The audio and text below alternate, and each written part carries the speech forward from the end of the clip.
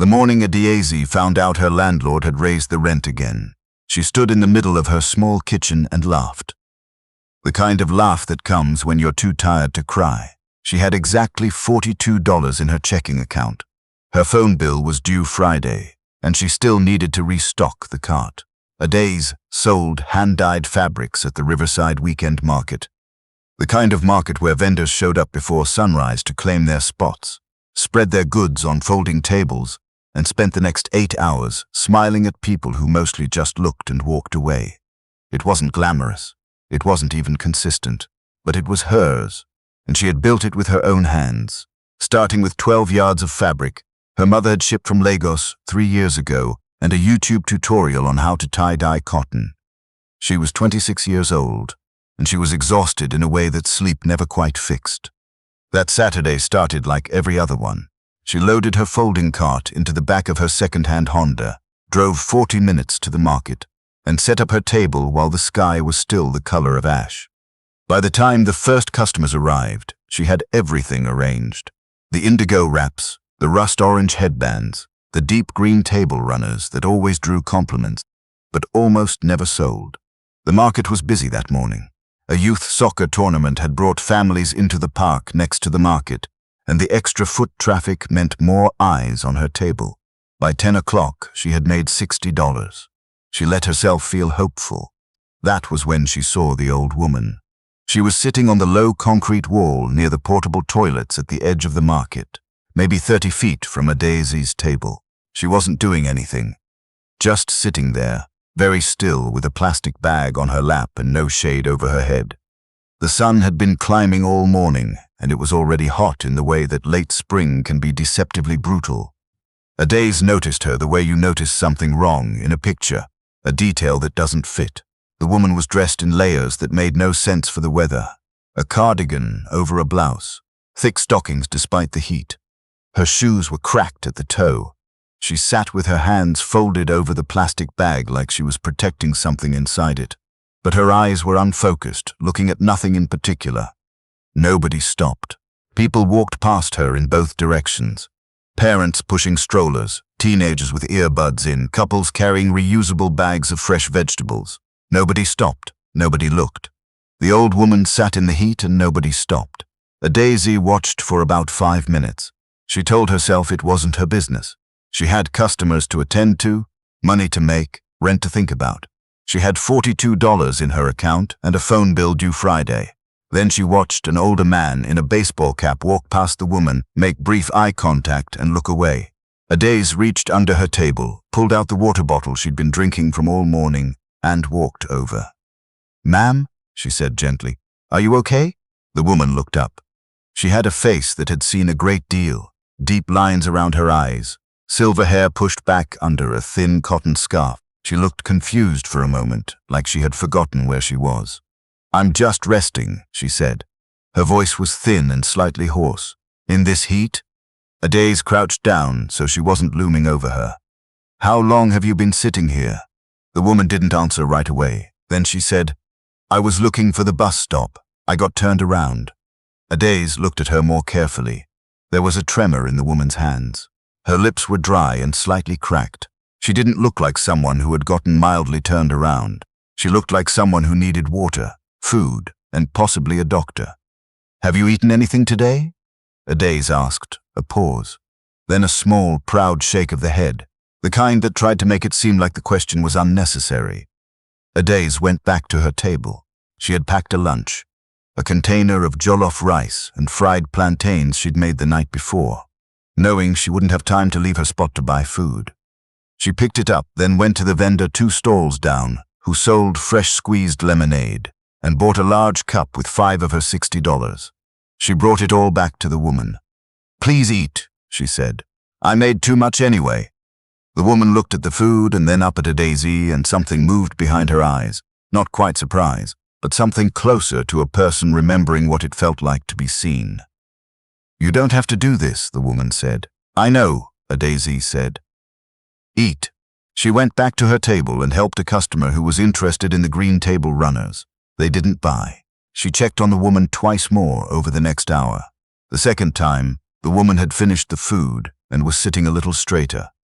The third time, Adaeze brought over a folding chair from behind her table and set it up in the small strip of shade at the edge of the market awning.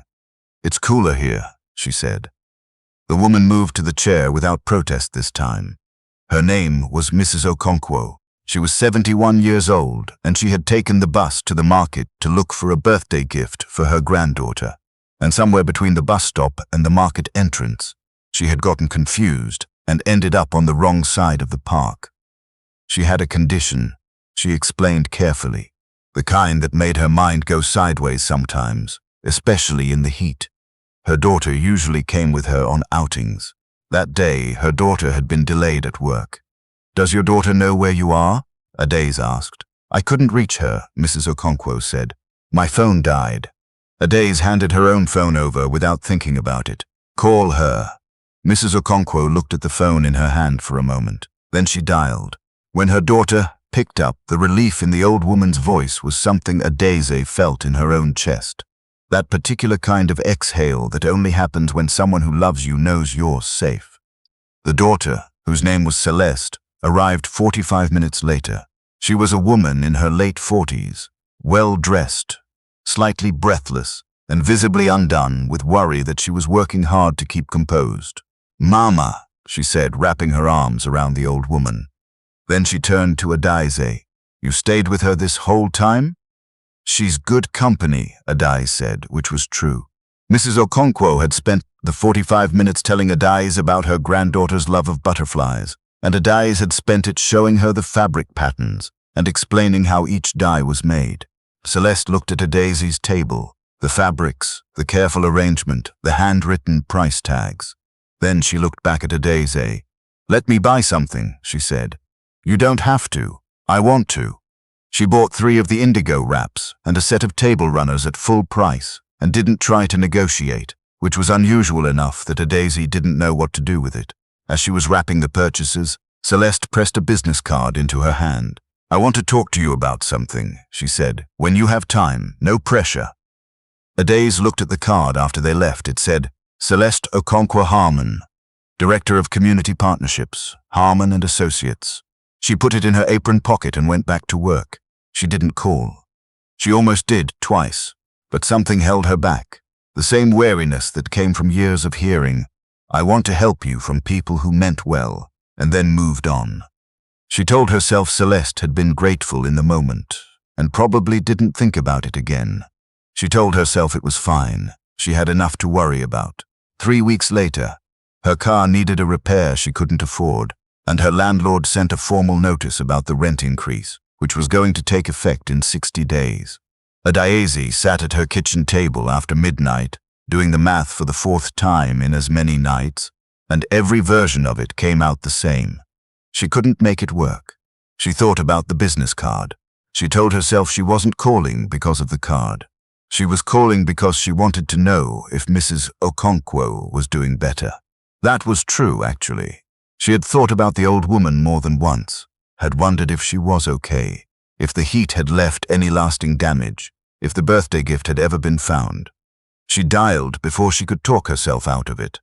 Celeste picked up on the second ring, like she'd been expecting the call. "I was hoping you'd reach out," Celeste said. "How are you?"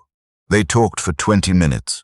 Mrs. Okonkwo was doing well. The incident had prompted her doctor to adjust her medication, and she was having fewer episodes. Celeste asked about the market, about the fabrics, about how long Adaeze had been doing this. Adaeze answered honestly, including the part about the rent increase, which she hadn't meant to say out loud, but somehow it came out anyway. There was a pause on the line. "Can you come in Thursday?" Celeste asked. "To my office. I want to show you something." Adaeze said yes before she understood why. The office was in a building downtown, the kind with a doorman and a coffee station in the lobby and art on the walls that looked deliberately chosen rather than decorative. Adaeze wore her best dress and spent too long looking at herself in the mirror before she left, telling herself it didn't matter and knowing that it did. Celeste met her in the lobby and walked her upstairs personally. The meeting was not what Adaeze had expected. Harmon and Associates ran a portfolio of businesses that included commercial real estate, an import-export operation, and This was the part that made Adaeze sit forward in her chair. A small marketplace initiative designed to support independent artisans by giving them brick-and-mortar retail space at reduced cost in 3 of their commercial properties. "We've been trying to fill this program for 8 months, Celeste said. "We want people who are actually doing the work, not people who have a brand concept and a mood board. We want makers." She slid a folder across the table to Adaeze. Inside was a lease agreement for a space in a mixed-use building 6 blocks from the market where Adaeze had spent the last 3 years setting up before dawn. The monthly cost was 40% below market rate. The lease term was 2 years with an option to renew. Adaeze looked at the number at the bottom of the page. She read it again. "Why are you showing me this?" she asked. Celeste was quiet for a moment. Then she said, "When I got to that market and saw my mother sitting in a folding chair in the shade with a plate of food and a woman watching over her like she was her own family, I asked myself what kind of person does that, and then I asked myself what I could do for that kind of person." "You didn't know anything about my business," Adaeze said. "I might make terrible fabric." "I looked you up," Celeste said. "You don't." Adaeze stared at the folder. "My mother told me you gave her your lunch," Celeste continued. "She told me she tried to pay you for it, and you wouldn't take the money. She told me the colors you work with reminded her of the fabrics her own mother used to sell in the market when she was a girl back home." She paused. "My mother doesn't say that about things she doesn't mean." Adaeze had to look at the window for a moment. The city outside was loud and indifferent and entirely ordinary. And sitting in that room, she felt something she hadn't felt in a long time, the particular dizziness of a door opening that you had stopped believing existed. She signed the lease 6 days later. The transition wasn't instant, and it wasn't easy, and anyone who tells you that one good thing turns everything around overnight has never had to actually start from the bottom. Adaeze still worked harder than most people she knew. She still had weeks where the numbers were frightening, and weeks where a single wholesale order felt like a miracle. She still called her mother in Lagos every Sunday and sometimes cried on the phone more than she talked. But she had a space now. A real one, with a door and a sign, and a back room for her dye vats, and a window that let in the afternoon light just right. She could take appointments. She could teach workshops. She could build something that wasn't dismantled and loaded back into a Honda every Sunday evening. She hired one part-time assistant within 6 months. A young woman named Zuri who had never dyed fabric before, but who showed up every day with a kind of earnest energy that reminded Adaeze of herself at 20. She went back to the Riverside Market sometimes, not to sell, but to walk through and remember. She always stopped at the concrete wall near the edge where Mrs. Okonkwo had been sitting that morning. It looked like nothing, that wall, like every unremarkable corner of every ordinary market anywhere. But Adaeze knew what it was. It was the place where she'd made a choice to stop walking past. Mrs. Okonkwo came to the shop opening. She brought her granddaughter, a serious 8-year-old named Petra, who looked at the fabrics with the focused attention of someone conducting an assessment. Petra chose a small square of indigo cloth, said it was the exact color she imagined butterflies were made of, and Adaeze wrapped it for her in tissue paper and refused to charge for it. "She's going to be particular about beautiful things," Adaeze told Mrs. Okonkwo. "Like her grandmother," the old woman said simply. Adaeze walked them to the door. Outside, the street was full of the ordinary movement of an ordinary Thursday. People with coffee cups, a delivery truck double-parked, 2 women laughing about something on a phone screen. Nothing remarkable. Everything exactly as it had always been, except that one morning, a 26-year-old woman with $42 in her account and a phone bill due Friday had looked at an old woman sitting alone in the heat and decided that was not acceptable. And the whole rest of it had followed from that one decision. Not because the universe runs like a ledger, credit matched to debit, kindness invoiced and paid, but because the kind of person who gives away her lunch when she can barely afford lunch is the kind of person who shows up, stays, builds something real, and earns the trust of people who have seen enough of the world to recognize what genuine looks like. Adaeze locked up the shop at 7 that evening, the last one in the building. She stood outside for a moment before getting into her car. A newer one now, nothing fancy but reliable, and looked up at the sign above the door. Her name on a building. She breathed it in. Then she got in the car and drove home.